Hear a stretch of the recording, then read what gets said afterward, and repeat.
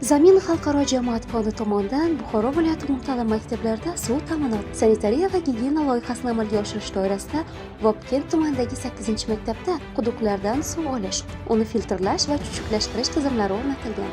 Ichki va tashqi suv ta'minoti, oqava uchun muhandislik tarmoqlari, hojatxonalar va dush xonalari qurilgan. Shuningdek, oqava suvlarni sug'orma suv darajasigacha biologik tozalash tizimlari barpo etilgan.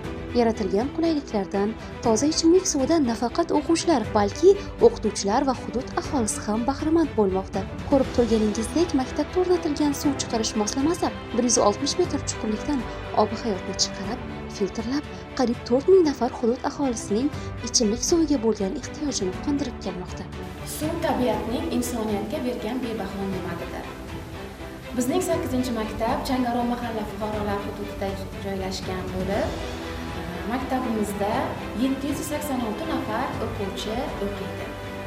Hozirda Zamin fondi tomonidan 1 milliard 760 million so'm pul mablag'i ajratildi. Mana shu suvni bizning maktabimizga keltirish uchun va bu imkoniyatdan biz juda ham o'rinli foydalandik. Nafaqat maktabimiz, balki mahalla fuqarolar yig'iniga qarashli bo'lgan aholi huquqidagi kishilar ham ichimlik suvidan hozir to'laqonli foydalanib kelishyapti. Buning uchun biz muhtaram prezidentimizga o'z minnatdorchiligimizni bildiramiz.